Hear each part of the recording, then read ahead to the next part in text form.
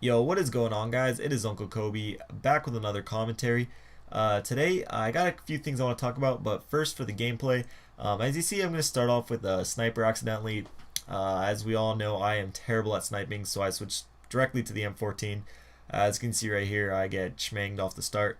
But yeah, I'm using the M14 this game with quick draw, sleight of hand, and dead silence. And for my strike package, I have sit rep, steady aim, and marksman, I believe. Uh, but yeah, this was a pretty decent gameplay. I think I go 30 and 2, 30 and 3 or something like that.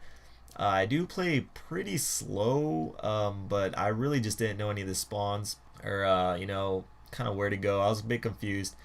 And right here, you're going to see some awesome Infinity Ward host migration, which is just fantastic. I'm just trying to shoot this guy and all this crap's going on and all that good stuff. But actually, here's a little cool little tip thing. If you look at the mini map right now, you see there's a guy right to my right. So right here, I was thinking just to jump off and kill this guy, and I immediately started looking for this guy, who jumped down right here and got the D. But that's not what I want to talk about.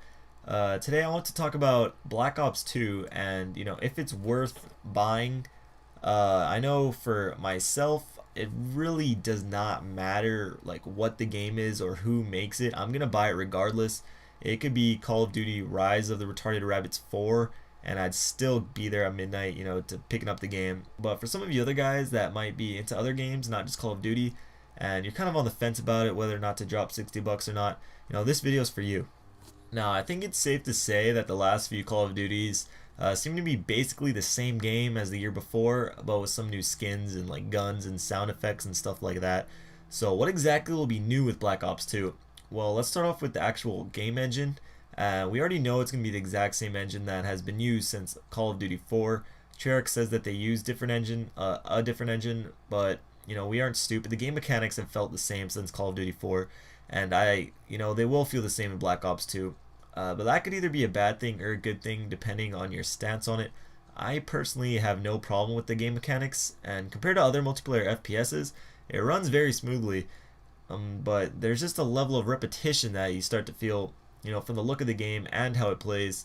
For instance, if you look into the eyes of like a Russian enemy that you would kill in Modern Warfare 3 and compare them to the bad guys in Call of Duty 4, they look pretty much the same. I personally don't care about how they look and that stuff, and I definitely don't care about their eyes. I'm not really a homo, but you guys can catch my drift. Moving on to the single player, you shoot stuff, you move forward, and you shoot more stuff. That will never change, so I'm just going straight to the multiplayer, which has quite a bit of new features that hopefully will make the game more enjoyable. For one, the whole creator class system has changed. I'm sure all of you know that already with the whole pick 10 system and all the customization. But if you don't, click the annotation on screen and you can be enlightened about that. The next thing is league play, which is the thing I'm second most excited about for in this game. And I'm not sure if any of you guys have played StarCraft, but in that game there are different leagues that you play in depending on what your skill level is at. And they're bringing that idea into Call of Duty, which I think is just great.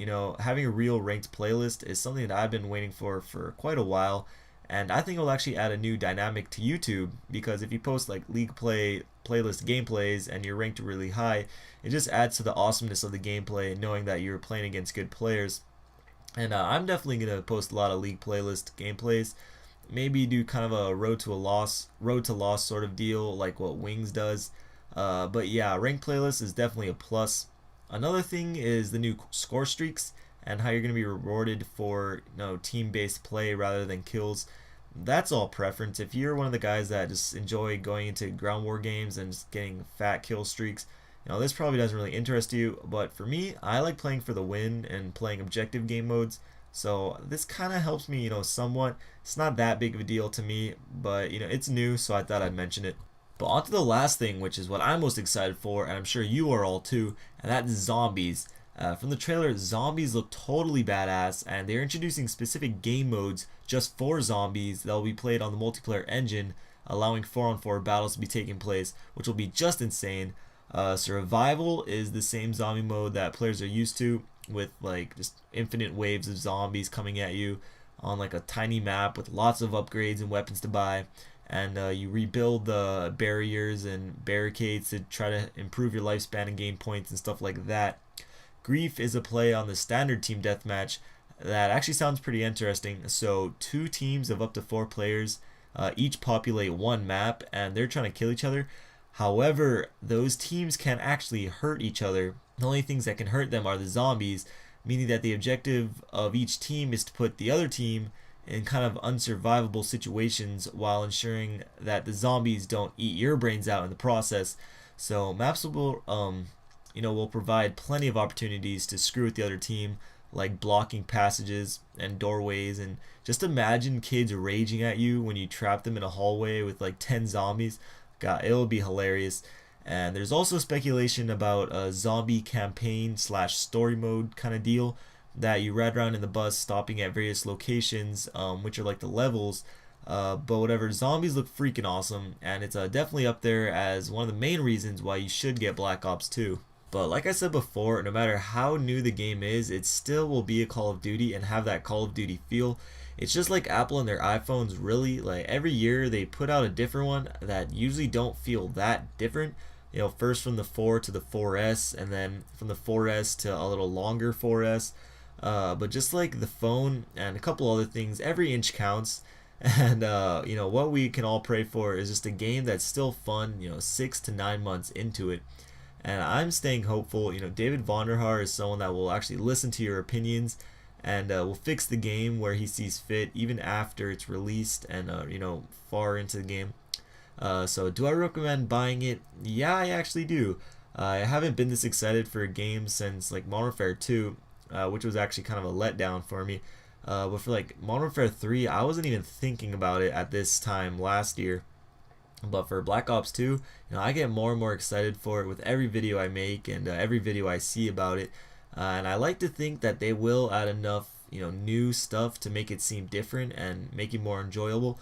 But even if it still feels like every other COD and it's just really well put together, without all that BS, I think it's going to be a great game.